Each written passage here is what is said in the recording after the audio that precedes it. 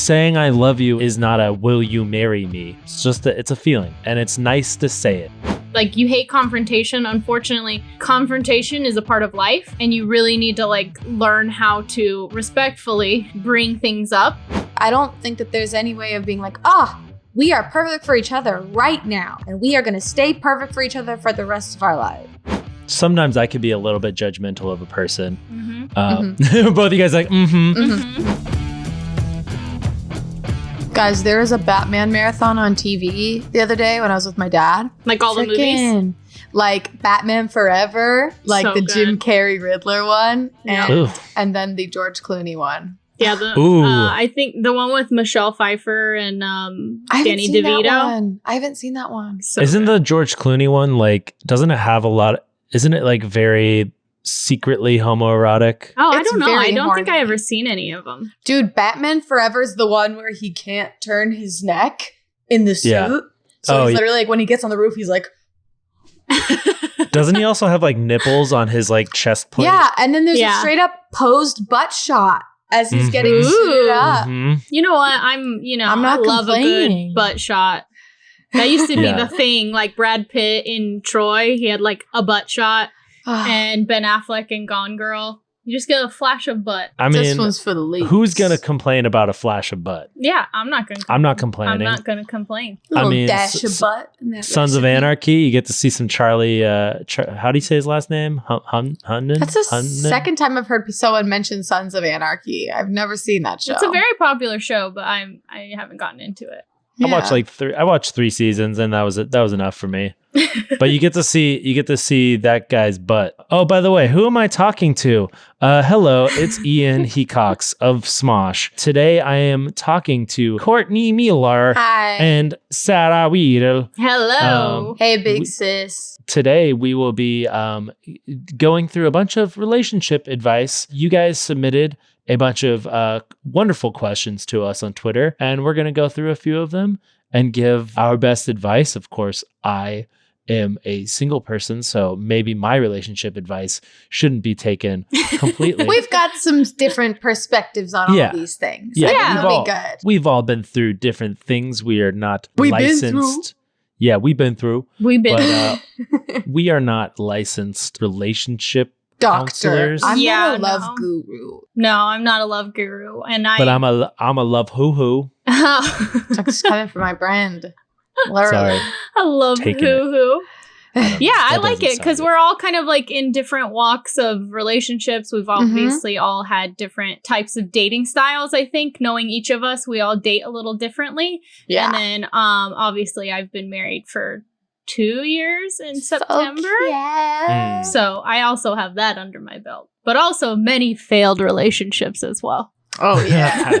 Haven't been we through. all? Yes. It must be so nice for somebody that just finds the one on the first go. And they're just like, all right. Their life is just set. I mean, it's different for everyone, but I think you should date around because that's how I found out what I liked and what I didn't like. And you And learn what- so much. Yeah. Yeah, and what I could deal with, like, because no one's going to be perfect, and what I just could not deal with. Yeah. You learn your own value along the Mhm. way. I just wonder, like, what the heck happened with the grandparents on my mom's side? Like, I mean, my grandma married my grandfather at like 18, and they stayed together this whole time. I do think it's just a different time because back then there wasn't dating apps, there wasn't the internet. You know, the prettiest girl in your town was the prettiest girl you've ever seen in your life, unless it was like in a magazine. Yeah. And you could work one job, like one Mhm. person could work one job and be able to support the whole family. Mm-hmm. Yeah, that must have been nice. It's different. It's different now. But now we're in the year of 2020 where all is uncertain and things are weird. Things are intense. It's a very intense and along time. with that, relationships are intense. You guys Yeah. submitted some great questions. We're gonna jump into it. Are we good to jump into it, or do you guys want to I'm going to dive in. spitball? All right, dive cool. in. We're gonna dive in. Smosh dating advice. Love Kevin. hoo-hoo. Smosh love hoo-hoo. Smosh love hoo-hoos. I love hoo-hoo. Kevin, please make a very complicated song. For Remix that, please. And I Get want you DJ Tommy on the beat. Yeah. We just got many ellipses from Kevin. Yeah. Yep. Okay. All right. I'm very ready. Yeah, I know you said it earlier, but let's just blanket statement. Like, this is just advice coming from 3 relatively normal people, not professionals in any type of relationship Absolutely. giving or therapy or anything. So Yeah, we speak from all our these- experiences. Exactly. So these are not, we're not demanding you to do anything, and we're not forcing you to do anything. And if we ruin your relationship, we're sorry. You just shouldn't have trusted us. But if we tell you to get a divorce, you should definitely do it. Oh my God. And good luck. Yeah. Okay, ready? I'm ready. All right. Let's swan dive in. All right. Woo! This one comes from Zukoyaki. They say, I have serious social anxiety and fear of being judged. When I decide to look for someone, currently not dating, how can I manage those anxieties and fears in order to build a solid relationship? I can relate to that a lot. I'm just like super anxious about dating in general, especially when it's someone I don't know. I say every time that I was able to get past that was being able to take things slow. For me, also, I know it's hard now, but it's something to just think about in general in life. Group dates are awesome. In the Mormon religion, they're all about group dates when you're young. But it's a very valid thing because there's less pressure. It's a bunch of people. Even if you're like with your friends, you're like, hey, my friends are doing this thing. Do you want to come with us? You can bring your friends. And then it's a whole outing. Obviously, you can't do that right now unless you're living in a place where everything's good. Which, congratulations. Wish we were you. But group dates are great because then you also are not only, it's less pressure for you and that person, but also like you get to see how they interact with other people because that can be very telling too. Yeah. It's hard That's to good. really get to know someone when it's just one-on-one because it's like a hit different. I think it's really important to get confident within yourself. And obviously, like, we're all work in progress, and I never was like 100% confident in who I was, but there's parts of me that I really, really enjoy, and there's parts of myself that I love, and that's the parts that I like to share. So I think once you have that confidence within yourself, you have a couple of attributes that you really like about yourself that automatically gives you that confidence that you're not worried about getting judged because you believe in yourself. As like corny as that sounds, like you really do have to believe in yourself because if you are looking for a partner, that partner wants someone that's confident and open and excited about themselves too. So I think it's all about kind of like some self-coaching and a lot of self-work to know that you got to be your own person and confident in kind of your attributes before you can share it with someone else. Sometimes I could be a little bit judgmental of a person. Both of you guys like, But I understand that. Sometimes we do that to protect ourselves too. Like, yeah, and I don't know. I see certain attributes on people and then I sort of make a judgment on like who they are as a person. So what happens is I end up doing that to myself. Like, I'm like, oh, like these are my interests, but that makes me look this way. So I don't really know if I should be like that open about my interests and, whatever it is. And one thing that I've gotten better at is just being more open with like who I am and what I enjoy with whoever I'm dating, rather than be afraid that I'm going to be judged for who I am, because eventually they're going to find out. And it's pretty liberating to be like, no, this is who I am. This is how I choose to spend my time. These are the things that interest me. And you don't know that person that you're interested in might also be interested in those things as well, or at least find your interests interesting. And I will say, like, I like Courtney's point of like taking it slow and getting to know each other, because first impressions do count for a lot, but they're not everything. Even Claudio and me, for example. yeah. My first impression of him, it's completely different than who he actually is. And I think he was nervous. I was nervous. We were, flirting and stuff like that. So, the first date I went on with him, I was like, I don't know, but he's like really cute and he has a nice little accent. So I'll go on another date with him. And, obviously with time, I could only see with time, that he's like an amazing, wonderful person. And I didn't get that first date because it's a lot of pressure. Yeah, dude. Yeah, man. The group date thing is really interesting though, because for a little bit, I dated somebody that grew up in Brazil, and she was like, yeah, we don't do like the dating thing. Like we don't go on dates. It's like a group of friends will like meet up and all like go out. That's the same with Italians too. Yeah. They're like usually just in a friend group hanging out, and there's no like formal date or like one-on-one Madame, may I interview. ask you out on a dinner? Like that's just not a thing in those different cultures. It's a very Americanized for two people to go on a date. So they just all hang out as friends and then they just all hang out with friends and then they date for 40 years and then they get married. I don't know. This one comes from Nerdy Ginger 101. They said, how do you get over someone? It's been 3 years since I've even spoken to this guy who was never even into me. It's not like he's an ex. He was a friend who didn't like me back. Aww. And yet I still have this idea of him so built up in my mind that it feels impossible to move on. Well, wow. I mean, I guess I would say like it's been 3 years since you've even spoken to him. I'm sure he could very well be a completely different guy. I don't really follow why. Well, it's the idea, right? Because obviously, like, she had very good memories with him if they were friends. And, you know, she developed a crush and, you know, you daydream. So it's those feelings. Rose-colored glasses. Yeah, it's those nice feelings that you go through and you miss that. Look, I believe that you can miss those feelings and you can have those feelings and you can feel that way. But I think also, you know, look at it as a nice point in your life, as a nice little chapter in your book, but write more chapters with different characters, with different side characters and main characters. That's so true. Like, you're wasting this time on this one person when there could be other people around you who are clearly better options. Because like, I relate to that. I mean, it's also hard when it doesn't go your way, when obviously he didn't, or that person didn't like you back, and you're just like, oh, this thing went wrong and I wasn't able to control it and make it work, or it didn't go just the way I wanted.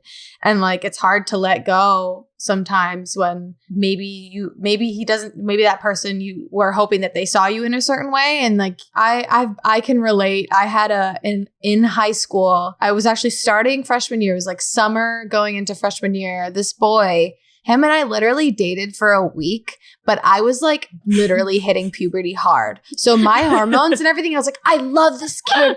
I love him so much. We literally only hugged. I was like, I love him. And then like my friend somehow like messed it up. Like, I guess she was texting him on my phone and he got mad and broke up with me. Oh no. And I was in my emotions, like, so I was like, no, I lost him. He doesn't understand why. Like, we would have worked.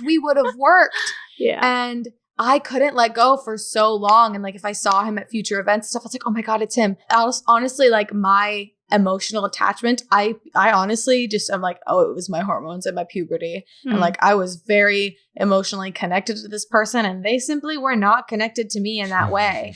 I think understanding that you can feel that way for someone and it's possible that it's not mutual and like, you just got to let it go. Yeah. And I think you can make peace with the memory of however positive the feelings were. Cause I've had plenty of relationships that broke up, not on bad terms, but just because it just didn't work out. But that doesn't take away the positive moments I had with them and the positive relationship I had with them. I don't talk to them now and I'm not involved with them, obviously. But I think you're allowed to look back on those relationships and go, yeah, that was really fun, but I'm not going to let it close me off or set unrealistic expectations for the next thing. Yeah, exactly. I think also they know exactly what to do. Like they acknowledge that he didn't like her back and that they haven't talked in 3 years. So yeah, sometimes you just gotta hear the truth. Yeah. I think deep down they already know. Are there tips and tricks to like get someone out of your brain? I guess like you just gotta focus on something else. I understand. Yeah. I also can understand. It's like, man, I worked so hard and built this thing up inside for so long, and now I have to start over with someone else. Because I remember in high school being like, who's my next crush gonna be? It's hard. It's hard starting over. And that's also the hard thing with like ending an actual relationship is like, wow, I'm back to square one. Just gotta get ready. It's a new chapter. Be excited. This one comes from Miss McKinsey. She says, I'm 22 and have never been in a relationship. I have a very specific idea of what I want from a relationship and the type of guy I want to date. I've been told that maybe my expectations are limiting my possibilities. Should I lower my standards or try to be more open-minded? Or wait. Okay. Or wait. She's wondering wait. if she should just wait for the perfect guy to come. I mean, look, how are you supposed to know what kind of guy you want to date if you've never dated before? Not that I'm saying that you should just rush into a relationship just to try it and see what happens. Like, if somebody's a piece of shit, don't don't enter into a relationship. I think it depends on the specifications that she's looking for. I think if it's like he needs to be 6'2" and athletic and have blonde hair, like I think if you're that's obviously Courtney's sister.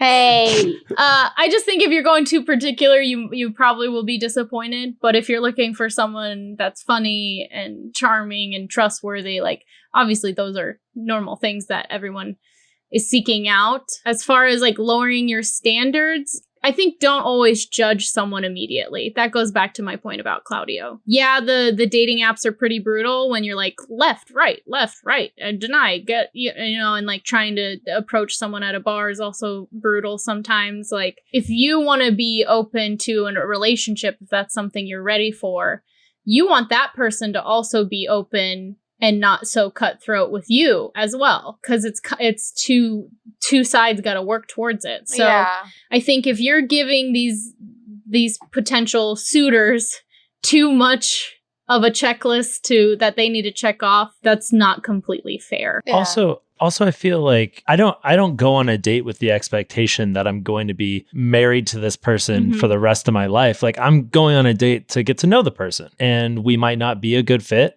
or we might become friends, or there might be something more, but I don't ever go into the expectation that I'm going to meet my perfect soulmate because I don't know the person. So I think you really got to try dating. Don't date with expectations. Yeah, maybe you'll find something that you didn't even know was interesting to you. Yeah, I will say it's interesting because when we had the bad at dating psychic and he was like, hey, there is no perfect person. In a way, like, imagine if you were dating a guy or like you met a guy and he was like, I don't like you because you're not quite as short as I want, or oh, you don't make the amount of money that I would like. Like there's just like trying to put someone in a box when it's like, hey, this is a whole person. They have a whole life. Like that's not fair. Like, and I think it would be healthier to just start with, hey, I feel attraction toward this person, and then getting to know them more. And if there are deal breakers, that's fine. But I've been all over the map with dating. Like in high school, I was like, yeah, oh my God, my dream guy is going to have chestnut hair and wear flannels. And like, he's going to love film. And like, I even like tried to like find people on Instagram, like my age, who liked film, who looked like that, and like tried to follow them. Like I was crazy. I don't know. I think I was just trying to be cool and just be like unique because I'm unique. I'm not. I think you were like Anna Faris in high school. You're like, ooh, I just want, ooh, chestnut. I think also you bring up a good point, Courtney. Is like, don't be afraid to change your expectations. You don't know what you want, truly. Well, for me, I mean, obviously there are some deal breakers. Like some people really, if they're a certain religion, they really, really want a partner in that religion. I think that's completely understandable. Politics, like if you want someone who aligns with you politically, that's completely understandable. But I think all the other things that aren't like super deal breakers, like they are flexible, and you'd never know until they're flexible until you meet that person. For me, I am Christian. I am Christian, and I always thought I would have a Christian husband, but that was never a deal breaker for me, because it was like, at the end of the day, I want a husband that's a good person and that shares the same values that I'm learning through Christianity as me. And Claudio isn't Christian, but he shares the same family values, the same morals.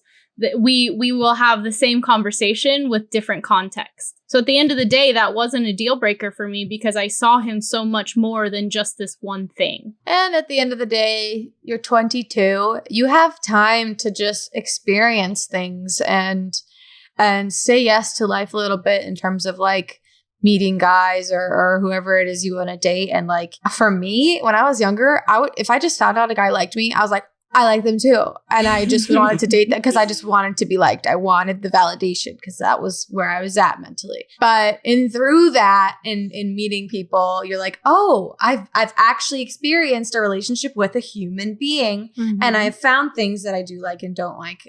But because having a stencil before you've actually started will make things just harder for yourself. Yes, I agree. Yeah, I guess rather than looking at it as standards, maybe look at it as self-respect or self-esteem. Values, yeah. Don't settle too hard. Yeah. You should know what hurts you and what helps you. What helped me with my anxiety and worrying about being judged on a date was I don't look at it as going in to meet the one or even a sexual partner or even a relationship. I'm just literally meeting a new person that's outside my bubble. And then you figure out from there if it's romantic or platonic or if there's nothing there and you just had like an hour and a half with someone that's not in your bubble. I think that takes a lot of pressure off. And if she's 22 and she's wanting to date and she can't find that perfect person to go on a date with, like, you should go on some dates that maybe you're not feeling it completely so that you can practice too to get to know someone. And maybe even during that, you find something that you really enjoy. Yeah, because I'll tell you, by trying to find the guy of my dreams on Instagram, I was single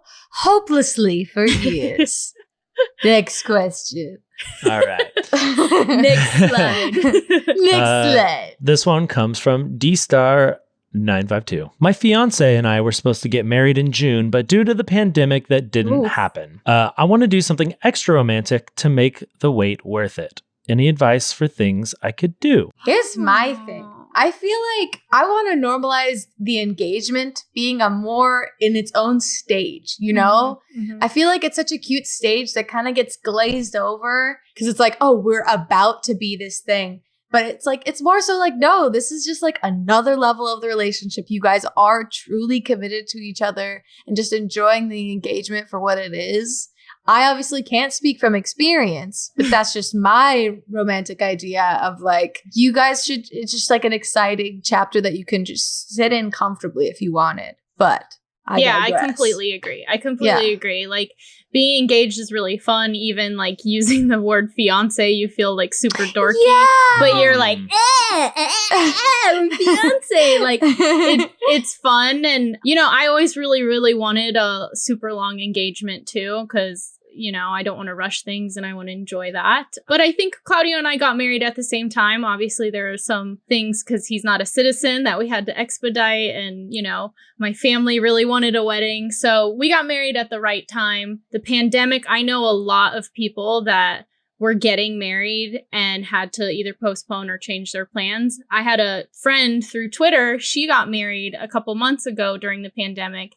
And she's Indian, and she was going to have this huge Indian wedding because they love those beautiful ornate weddings. And obviously, she had to change her plans. So what she did is she did a very intimate ceremony with her parents, and then she had like hundreds of people on a Zoom call.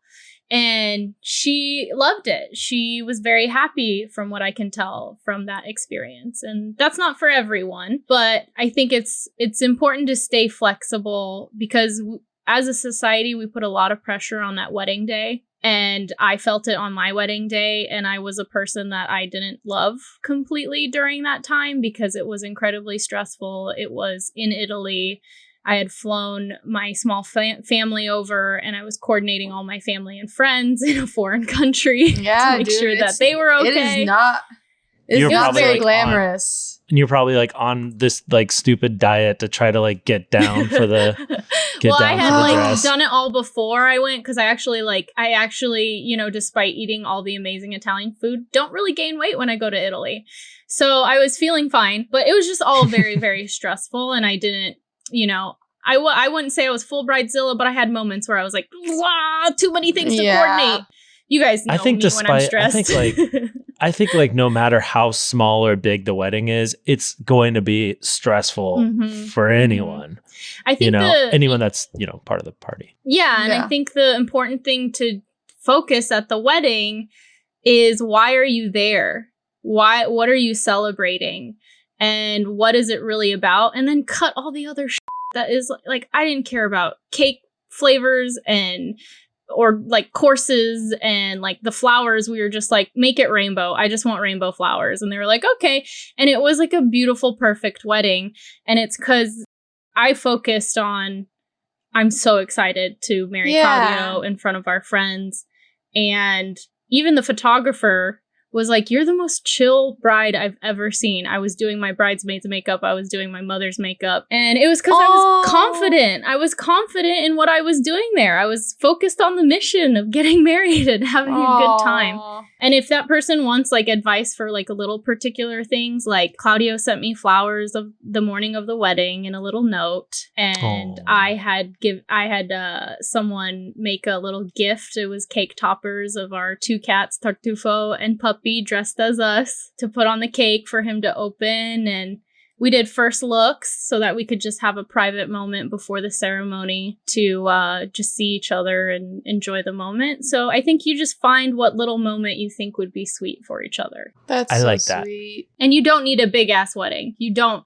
If you want that, sure. Save that money for your honeymoon. I will say my sister, Kat, she got engaged like I think end of last year or something. And she was like, hey, yeah, we're going to get married in May in Europe while we're in our tournament because they compete in sword and shield fighting. So cool. And I know, just casual. And obviously the quarantine stuff happened, so they couldn't do it.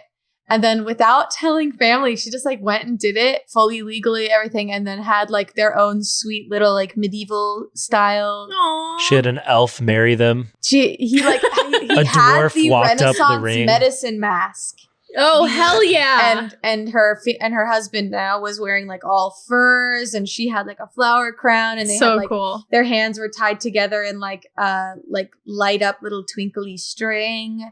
It was, and the photos like are so beautiful.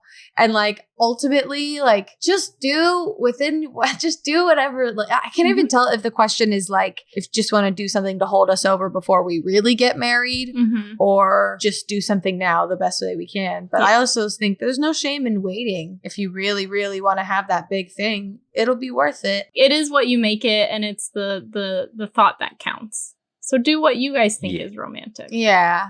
This next one comes from Double Dare Me. How do you know when it's okay to use the L word? I've been with my girlfriend for almost 4 months, but I don't want to freak her out. Okay, I have an excellent answer for this. Oh, okay. Because I say, obviously, wait till you know you're sure. And it's always better to be more sure than not quite sure enough for anything in life, honestly. I say go for it when you know you're ready. And when you do it, say, I love you. You don't have to say it back. I just want you to know that that's how I feel about you. And I don't want you to say it back unless you know that's how you feel about me. And if they're not quite ready, that's okay. If either they will be, or it's a good thing you guys figured that out before it was way, way too late, you know? And I can say that from experience.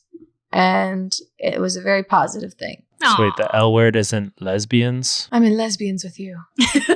Sorry, I love Scott Pilgrim. Oh, you mean? Nice. Courtney, for the listeners that just pulled out a Scott Pilgrim book out of my ass. Just nice. Out of thin freaking air. I think it's more of a feeling. Like, I think it can be fluid. I don't think it's so much of a commitment to say that to somebody. Like, if you feel it, then you should say it. Like, you don't have to expect them to say it back. I think you can't expect them to say it back. Yeah. That takes time to like be okay with saying it and not having the person go, oh, I love you too. Like, because it's, and it's fluid. Like, saying I love you is not a will you marry me? It's just it's a feeling. And it's nice to say it. It feels nice to say it. Yeah. But I think you should always like fully as fully as you believe love means to you, you should fully believe it. Because even growing up, I never was someone that was like, even to my friends, like, I love you. Like, I felt like that was such a powerful word that it shouldn't be thrown around here and there. It's funny because the first time I told Claudio I loved him, it was like on accident.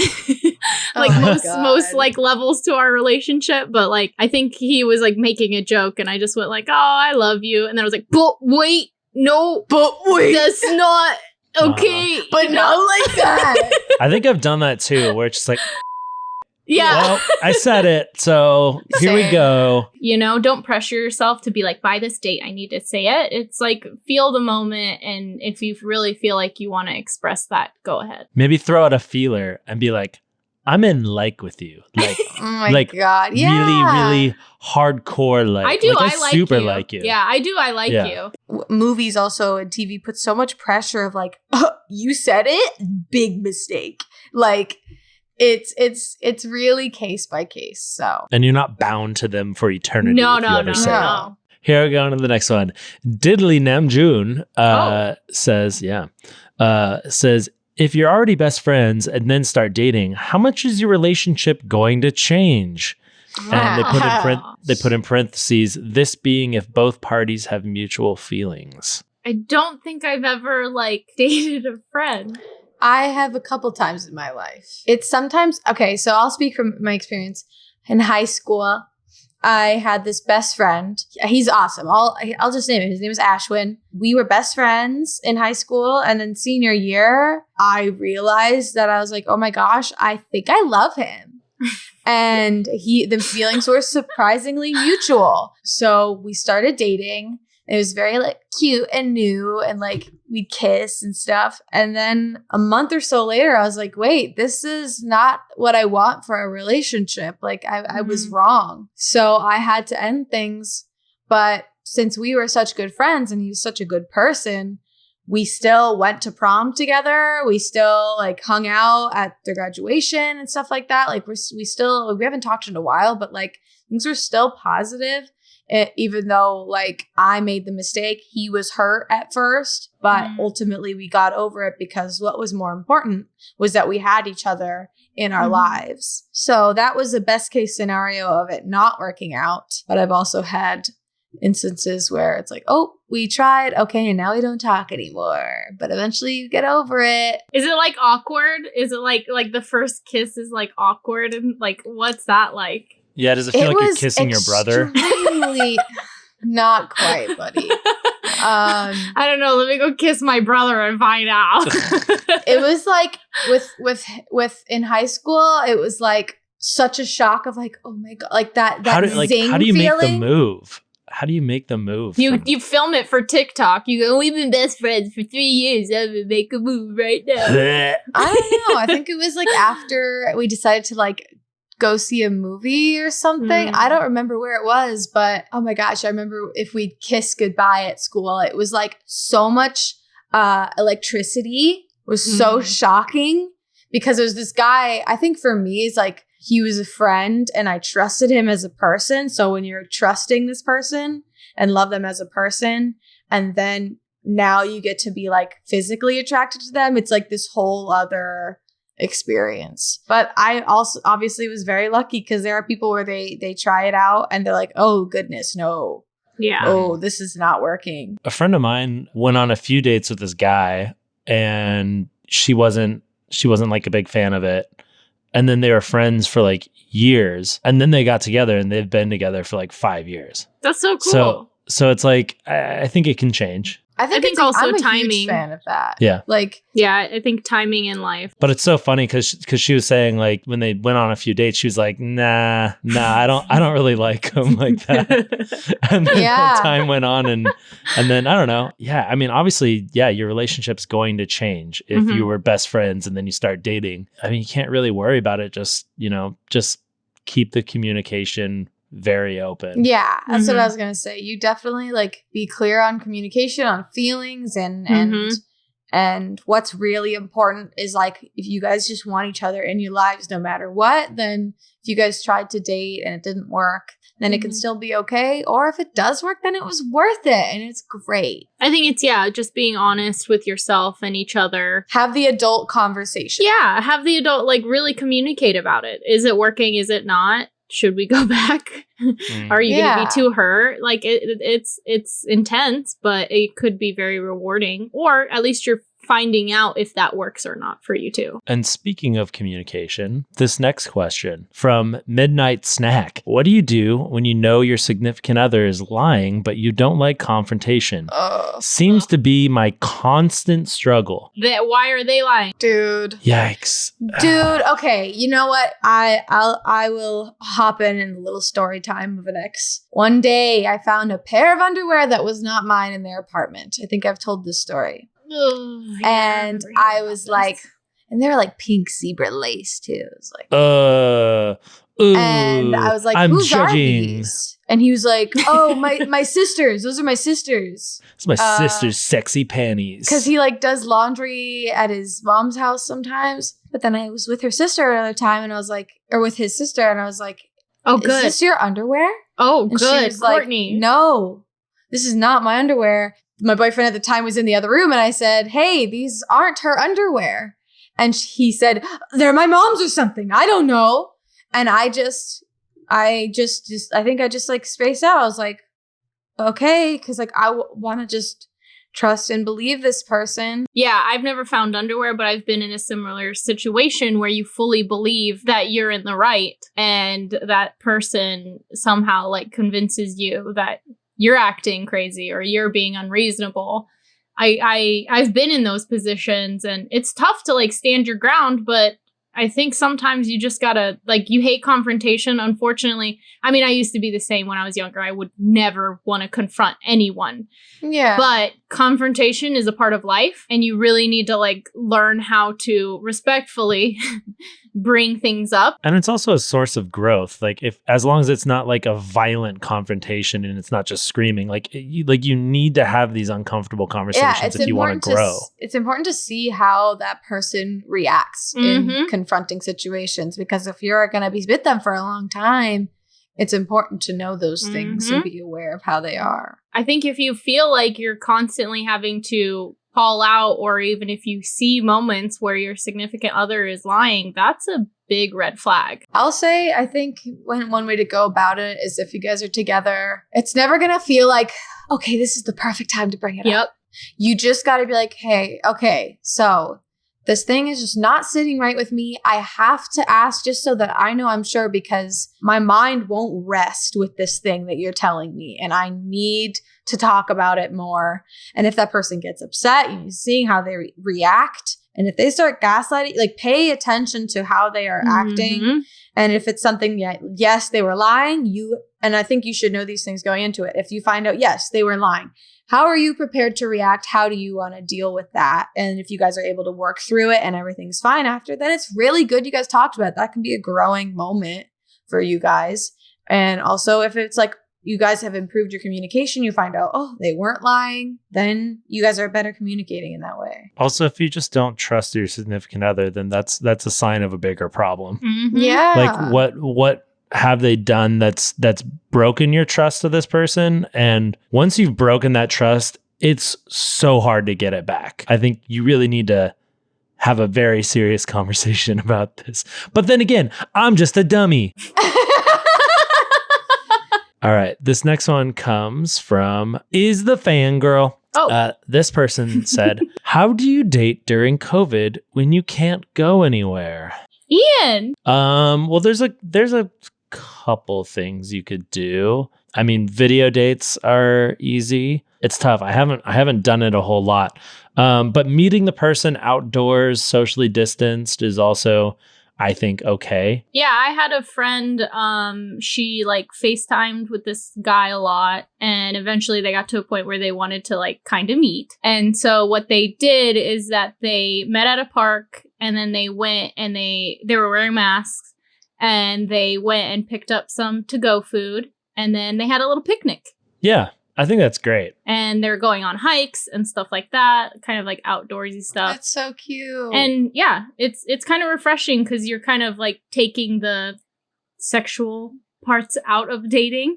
So you actually get to like know them a little better. Yeah. Before you get into the snuggling and the kissing. Yeah, baby. And also it's just a good excuse to actually like get outside and see nature and see birds and shit. My default was always like date at go on a date at a bar, or, you know, somewhere like at a restaurant, or somewhere indoors. Like my default's usually indoors. So this has been actually a pretty fun puzzle, I guess, trying to figure out ways to date outdoors. Maybe go on a kayak or something. My best friend was going to a different high school, and then she had this guy friend that I somehow became friends with, and I only knew him through video chat all the time. We would video chat for hours, and like I totally grew to have a crush on this guy. So I don't doubt that if you wanted to really pursue FaceTime dates, there can be chemistry that grows there. It's not impossible if you want to play it as safe as possible. I'm sure. It is harder. Video chat is harder than just being face to face with the person. There is something that is lost there. Absolutely. But it is at least better than texting. Texting, there's so much lost. I think actually, I mean, the silver lining of that is that you're learning how best that person communicates. Because some people prefer over the phone, and some people prefer FaceTime, and some people prefer texting. It forces you to be creative. I think that's also a good thing. Like, rather than go to your sort of default, like, it forces you to try to think a little harder about how you want to plan a date, which is kind of fun. This one comes from Part 3 Frank. They say, I'm pansexual, giving me more options, but I'm still single. What do? That's a tough one. It is. Because as you guys know, I'm pansexual, which I will say I misspoke on the Pride episode. Sorry, gang. I'm just going to clarify something. I explained what bisexual versus pansexual was, but I explained it from a very specific perspective. So to the bi and pan people who are listening and felt that they were misconstrued, I'm really sorry, because I definitely came from as a cis white female, if I were bisexual, this is what I would do. But if I was pansexual, which is so limiting, and they're like the gender, like everything's so fluid and it's a whole spectrum. So I apologize, and I'm gonna get better about educating myself on that. But I understand, because for the question, because there was a long period of time where I was just scared to get out there and experience newness of like, okay, I know that I'm attracted to other genders, but I never put myself in the environment to actually like try it out. And especially in quarantine, I know it's hard. I think the idea of like, well, I'm pansexual, so that gives me more options, is kind of a fallacy. You have a lot of options regardless of your sexual orientation. There's a lot of people out there. There's a lot of different types of people. I would say don't put the pressure on yourself. It don't definitely put more makes pressure. Things more complicated though, because especially when I don't know if they've never experienced, say if this person is pansexual and they've been dating men their whole life, and now they're like, now there's this whole other arena of women that I now might be attracted to. I have a clear idea of the kind of guy I like, but I have no idea based on experience. It's like being a middle school girl again, where I'm like, I've never even kissed a person. Like, I've never done all these things. I'm like a virgin again. So it's scary. But I have, through like the internet and like social media and seeing like, whoa, this person is attractive to me. Ooh, I like that this person has this. So you can at least have a general idea of like what in a person you find attractive. So I say take those opportunities when you can to interact with people and just explore your inward of like, what do I like? Yeah. And it'll help you. And I think just remaining open. Because it's like that now that you know, you've discovered that you're pansexual and you've really, you know, you're in that mode, like you do have a lot of options, but there is a learning curve to see what you're attracted to, who you're attracted to, why.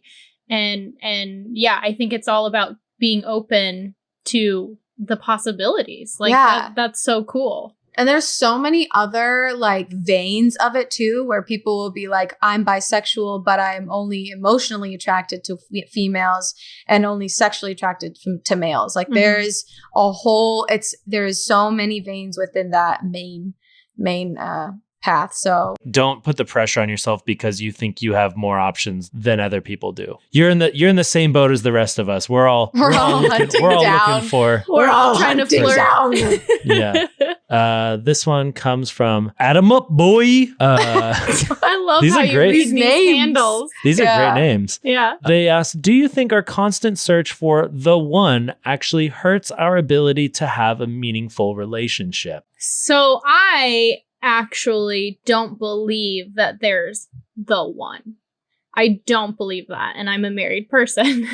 I believe there are many ones, and some might be better than others. So I think like if I think about my past and my dating, there are probably a couple of people that I could have gotten married to. Some would be more successful than others. It's all, depending on the person who I ended up with. So I think to go into the dating world and try to search for the one is kind of like so open-ended and difficult to put that pressure on yourself. It's just not healthy, I don't think. So I think there can be many ones, because if you do just focus, if I just focused on dating this person and I was like, okay, A through Y are good, but X and Z and W don't fit perfectly, but the one would, I don't think that's completely realistic to go into a relationship like. I just think scientifically, there's just like too many people in this world that there's like, I don't know, it just seems impossible. Well, you also can't just speak scientifically, because there is no science to a relationship, right? Or yeah, love. but like if that person's DNA and their genetic makeup and their psychological makeup is perfectly for you, like there's too many people on this planet to make that seem like so, I think yeah, I agree. There's not a the one. It's a spiritual thing, but I guess. but also like I think it's okay if the person isn't everything you could possibly ever want forever. It's okay to compromise in some areas. Like obviously I'm not saying stay with somebody if they're hurting you. It's okay if it's not perfect, if it's not the Prince Charming. Like they can have some flaws. I think you should allow for some flaws, because there's no perfect person. Maybe there's multiple the ones at the same time. If you're poly, I don't know. Just throwing it out there. And that doesn't mean that I mean, I don't want to say like you can't find a soulmate or anything like that. I'm not, because I still very much believe in the romantic aspect of finding a soulmate and a partner to build your life on. But it isn't a Disney fairy tale where you marry the prince and everything's magical and wonderful. It's a relationship. Yeah. Obviously, like you can't, even if there is a soulmate, I don't think that there's any way of being like, we are perfect for each other right now, and we are going to stay perfect for each other for the rest of our lives. I think the best relationships involve growing together and teaching each other values and learning from each other, and like, hey, like my significant other makes me want to be better, and so thus I'm being a better person because of ABC. Like, there's no finding the perfect person. There's finding someone and you guys creating something as close to perfect together. And I think if you're searching for the one to get married, I think like marriage is a big like hurdle to climb, and it's a hurdle that is going to last decades, you hope. Mm-hmm. But I also think like it relies on the two people growing, because you're going to grow and change over time. It relies on those two people growing together. I'm not saying each step they're taking the same step, but you're in a journey together going forward. So it's really you want to focus on that relationship. If it so happens that you are in a marriage or in a relationship where two people are growing in different areas and growing in different ways, that's something that can totally realistically happen. Someone who I love and cherish right now and I'm married to right now could turn to be an asshole in 5 years. Can I control the fact that he turned into an asshole in 5 years? I cannot control that. So I think it's like it's a relationship and marriage is like as good as you feed it, like as good as you get into it, and you are kind of giving yourself a challenge by forcing you two to grow together over decades and decades and hoping for the best, obviously. I will say, like, and even if there is a soulmate. Also, I want to know if Claudio is just sitting in the other room going, very true, very true. We've had these conversansexual, so he probably I figured that. I will say, like, you shouldn't, especially, and things can be hard. Okay, because if you're pansexual or bisexual, and you know that there's a soulmate out there, are you going to have an idea of what that soulmate is? Does that mean that you have a clear idea of which or what gender you want to be with? In which case, I do think it's harder for someone who's attracted to multiple genders. Because if you walk into a room as a straight white male, you're like, look at all these women. Odds are they're straight. I maybe have a chance with these women. Whereas, say, a single pansexual person enters a room, every gender. And also, I don't know if they're attracted to me or my gender. It's going to be that much harder. And I think even if there is a soulmate, I think just going into the world open-minded will help you find that person instead of, like we said or answered earlier, like having a stencil or a box of a person that you're looking for. Also, I think you might have a better idea of if they're the one maybe a year or two into your relationship, if they're willing to make the sort of, difficult decisions and sacrifice for you to make the relationship work. I think that's a better sign of the one than the first 6 months of the relationship where everything is like, Totally. "Ooh, wow, this is amazing. You're perfect. Yeah. You are my queen." For me, like a turning point in the relationship where it's like really shows a person's true colors is how they react when you're mourning and how they react when they're mourning. I think that is really, because those are the times that you really want a partner that's on the same wavelength as you. I agree. Agreeable. So now we're going to go to the lightning round. Lightning round. Lightning round of dating. So we're gonna blast through some of these pretty quickly. Here we go. Hakuna Matata _56 asks, how many years is too many when it comes to age gaps? Ooh, baby. Well, I think that depends on what kind of ages you're talking about. If you're Dane Cook being a 40-year-old man dating a 19-year-old, yeah, that's a little weird, but it seems to work out for them. So what do I know? Case by case answers. Also, sometimes you're in different chapters of your life. So remember that if you're 20, you might be different in 5 years, and that person who's older might not appreciate that. Think about that. Agreeable. All right. Miss Claudia CG asks, what are some tips you would give people, especially young women, trying to safely navigate dating apps? Don't go on a date if you feel unsafe. Don't do anything you're not ready to do. Yeah, don't move to texting before you're ready to move to texting. Stay in public places if you're worried about that. On group dates are also a possible thing of saying, hey, my friends are doing this thing. Bring your friends. It's a safe option. Leave a lot of personal data out of your bio. Yes. Lady Pharaoh asked, how to keep your parents from asking about why you're single? Say, just tell them to up, stop. You're not my mom. This is in 1955. I have my own life to live. One of those. Dusty Leilai asked, how long will carbon dating continue to be an effective method? Is it as reliable as they say, or is there something else out there waiting for us to date? What's carbon dating? Wrong kind of dating. Yeah, that's wrong checking kind of dating. how old dirt is. Yeah, we gotta dirt. move on. Yeah, that's dino dirt. We don't talk about dino dirt here. The Victorious VM asks, do you think meet cutes are still a thing in the world of online dating and hookups? I've experienced them. And yes. I'd say just start dropping things on the ground and see what kind of hot hunk bumps into you. That's a planned meet cute. That's premeditated meet cute. We'll grease up your hands and carry something heavy and wait for love to find you. Claudio dropped off a pizza at my table. That was our meet cute. All right. T1 Mamlet asks, what are the most important traits in a significant other in your opinion? Trustworthy. Funny. Emotionally available. Giving. Big swangin' titties. No. But Ian.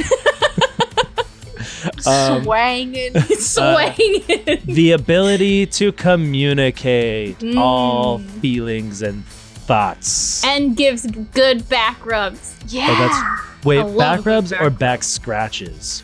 Down Bag for rubs. physical activities. Okay.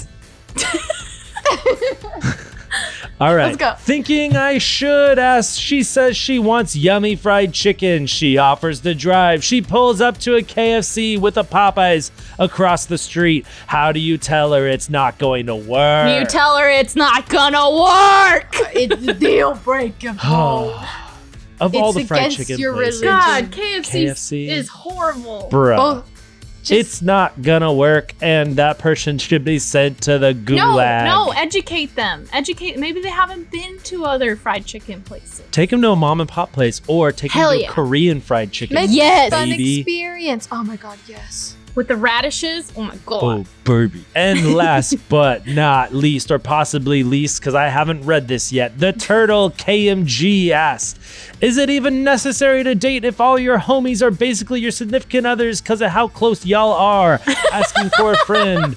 Are you all of your friends? I don't Love your understand what this homies. question No. is. You are love your homies, but that's okay. You can bring a chick into the mix, or whatever you're attracted to, But bring you them do in.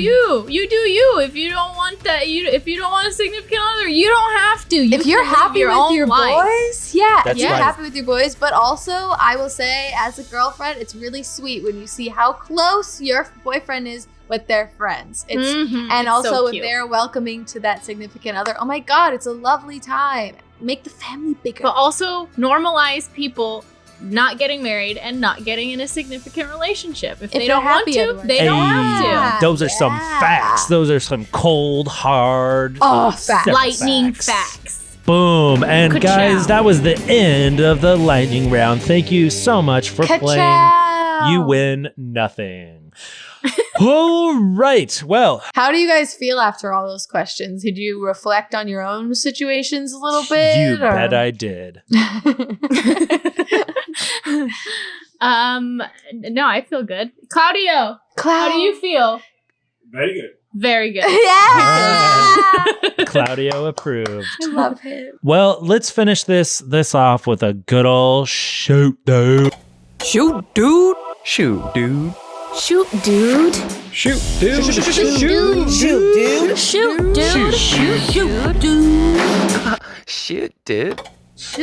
This one comes from Nicole. This absolute shoot dude happened a couple of years ago. My best friend and I were going to a friend's baby shower. I hadn't had my license that long, but I was driving us to the shower and got a little lost as the directions on the invitation were absolute garbage and I didn't know the area that well. When we finally arrived at the shower, we were greeted by a family member of this friend.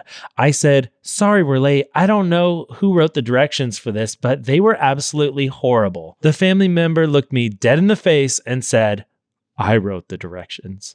Oh, I saw it coming. Shoot, dude. I tried to laugh it off, but they were clearly not amused and went to our friend saying how rude we were. Needless to say, we didn't stay at the shower very long. Oh Shoot, dude. God. Oh no. Dude, that's a shoot, dude. But also, she needed to hear it. Yeah, I've definitely been in those situations where I talked like a little bit of Just my luck.